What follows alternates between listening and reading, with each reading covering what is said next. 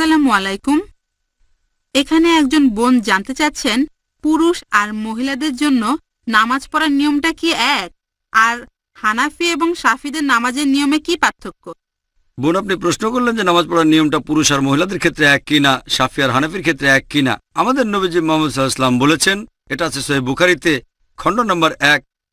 নবীজি বলেছেন, নামাজ পড়ো যেভাবে আমাকে পড়তে দেখেছো।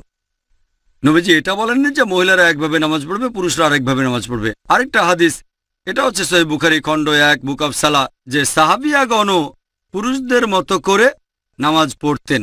পুরুষ আর মহিলাদের নামাজ পড়ার জন্য আলাদা কোনো নিয়ম নেই। নামাজ পড়বেন সেভাবে যেভাবে নবীজি পড়তেন, সে আপনি পুরুষ হন বা মহিলা হন। আমি জানি বাজারে এরকম কিছু বই পাওয়া যায়, ইন্ডিয়া সহ সারা পৃথিবীতেই বিভিন্ন মতবাদের লোকজন বলে মহিলাদের জন্য নামাজ পড়ার নিয়মটা আলাদা আর পুরুষদের নামাজ পড়ার নিয়ম আলাদা। এরকম কোনো হাদিস নেই। ইসলাম সম্পর্কে যদি কিছু বলেন, সেখানে কোরআন বা সহিহ হাদিসের রেফারেন্স থাকতে হবে। সব সময় কোরআন এবং সহিহ হাদিস। তাহলে যখন রেফারেন্স দেবেন যে কোনো বিশেষজ্ঞ হোক, পৃথিবীর সবচেয়ে বড় বিশেষজ্ঞ, যদি তিনি কিছু বলেন প্রমাণ থাকতে হবে, কোরআন এবং সহিহ হাদিস প্রমাণ দেখাতে হবে। প্রমাণ পেশ করো ইন কুনতুম সাদিকিন। এমন কোনো হাদিস নেই বা কোরআনের আয়াত নেই যেটা বলছে যে নামাজ পড়ার নিয়মটা পুরুষ এবং মহিলাদের আলাদা। আমি জানি অনেক বিশেষজ্ঞ নিজস্ব দৃষ্টিভঙ্গি থেকে বলে থাকেন যেহেতু মহিলাদের নিরাপত্তা দরকার, তারা আলাদাভাবে নামাজ পড়বে, এটা হচ্ছে তাদের দৃষ্টিভঙ্গি। কিন্তু নবীজি কখনো বলেননি নামাজ পড়বো যেভাবে নবীজি পড়তেন। এবারে হানাফি এবং শাফি মাযহাবে নামাজের নিয়ম সম্পর্কে বলি। আমি জানি এদের মধ্যে কিছু পার্থক্য আছে। হানাফিরা নামাজের সময় হাত বাঁধে নাভির নিচে, শাফিরা হাত বাঁধে বুকের উপরে, তারা তাকবীর দেয়, আমিন শব্দটা জোরে বলে। এখানেও আগের উত্তরটাই। সহিহ বুখারী, নবীজি বলেছেন খণ্ড নম্বর 1 বুক অব সালাহ, নামাজ পড়ো যেভাবে আমাকে পড়তে দেখেছো। আর এই চারজন ইমাম, ইমাম শাফি, ইমাম আহমদ ইবনে হাম্বল, ইমাম আবু হানিফা, ইমাম মালিক, এই চারজন বিখ্যাত ইমামই বলেছেন যদি দেখো আমার কোনো ফতোয়া আল্লাহ এবং রাসূলের বিরুদ্ধে যাচ্ছে, ফতোয়া দেওয়ালে ছুঁড়ে মারো। আমি জানি আবু হানিফা রাদিয়াল্লাহু আনহু বিখ্যাত বিশেষজ্ঞ, তাকে শ্রদ্ধা করি, ভালোবাসি। মানুষে বলে যে তিনি বলেছেন যখন তোমরা নামাজ পড়বে নাভির নিচে হাত বাঁধবে। আবু দাউদে একটা হাদিস আছে, আবু দাউদ খণ্ড নম্বর 1 বুক অব সালাহ, বলা হয়েছে নবীজি নামাজের সময় নাভির নিচে হাত বাঁধতেন। তবে এটা জয়ীফ হাদিস। ঠিক এর পরের হাদিসটাই বলছে, যেটা সহিহ হাদিস, যে নবীজি হাত বাঁধতেন নাভির উপরে। আরো সহিহ হাদিস আছে সহিহ ইবনে খুজাইমা, যেটা বলছে নবীজি হাত বাঁধতেন বুকের উপরে। সহিহ হাদিস যখন বলছে নবীজি বুকের উপর হাত বাঁধতেন, নাভির নিচের হাদিসটা জয়ীফ।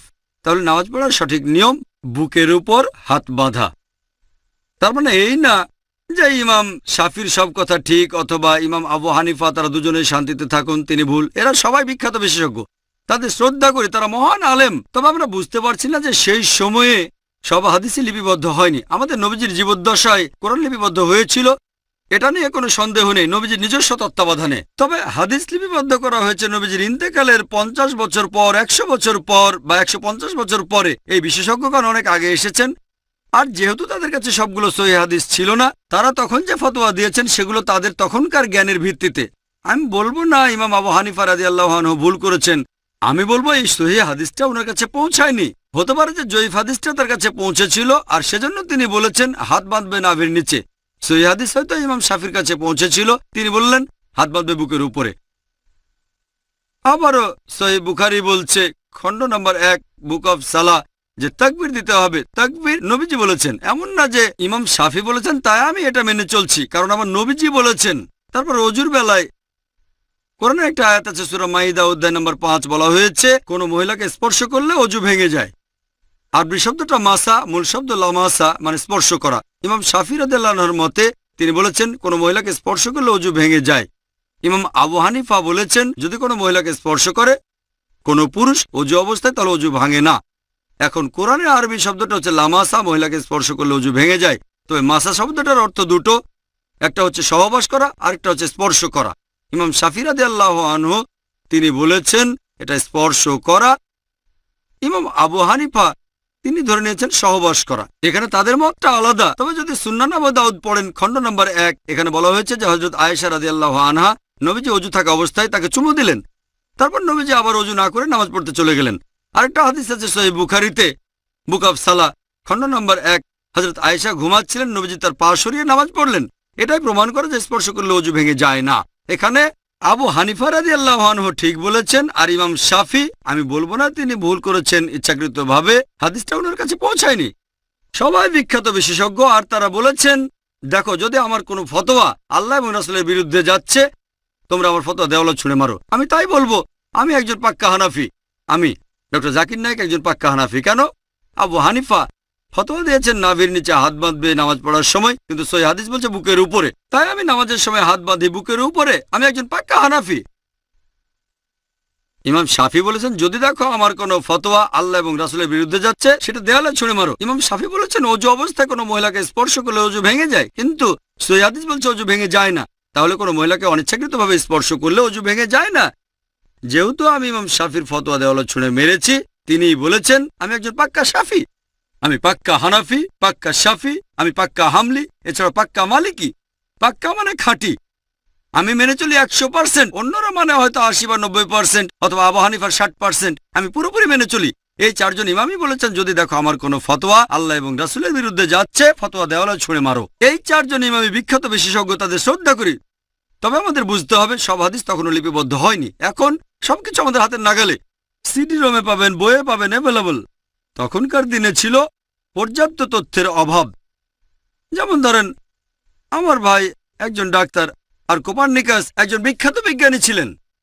তবে বিজ্ঞানের ব্যাপারে কোপার্নিকাসের চেয়ে আমার ভাইয়ের জ্ঞান অনেক বেশি, আইনস্টাইনের চেয়েও। তবে আইনস্টাইন আরো মেধাবী ছিলেন। এখন বিজ্ঞান অগ্রসর হয়ে গেছে, তার মানে এই না যে আমার ভাই আইনস্টাইনের চেয়ে অনেক বেশি মেধাবী। আইনস্টাইন আমার ভাইয়ের চেয়ে অনেক বড় জিনিয়াস। তবে যেহেতু অনেক বছর পার হয়ে গেছে, আমার ভাই বিজ্ঞান সম্পর্কে তথ্য বেশি জানে, আধুনিক তথ্য বেশি জানে।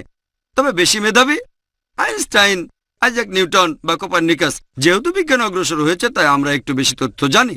এই চারজন ইমামও জিনিয়াস ছিলেন, তাদের ভালোবাসি, শ্রদ্ধা করি। তবে এখন অনেক কিছু লিপিবদ্ধ হয়েছে, আর আমাদের বুঝতে হবে আল্লাহ পবিত্র কোরআনে বলেছেন সূরা আল ইমরান অধ্যায় নম্বর 3 আয়াত 103, ওয়াতাসিমু বিহাবলিল্লাহি জামিআ ওয়া লা তাফাররাকু। তোমরা আল্লাহর রজ্জ শক্ত করে ধরো, পরস্পর বিচ্ছিন্ন হয়েও না। আমরা বিভিন্ন দলে ভাগ হব না। আর নামাজ পড়ার একমাত্র নিয়ম সেটা হানাফি, শাফি বা মালিকিদের নিয়মে না, হবে আমাদের নবীজির নিয়মে। আর ইমাম আবু হানিফা রাদিয়াল্লাহু আনহু, ইমাম শাফি রাদিয়াল্লাহু আনহু বলেছেন তোমরা যদি দেখো আমার কোনো ফতোয়া আল্লাহ এবং রাসূলের বিরুদ্ধে যাচ্ছে, আমার ফতোয়া দেওয়ালে ছুঁড়ে মারো। তাহলে পাক্কা হানাফি হিসেবে সহিহ হাদিসের কথা মেনে চলবেন, পাক্কা শাফি হিসেবেও আপনি সহিহ হাদিসের কথা মেনে চলবেন। তাহলে সত্যিকারের ইসলাম মেনে চলা হবে। আশা করি উত্তরটা পেয়েছেন।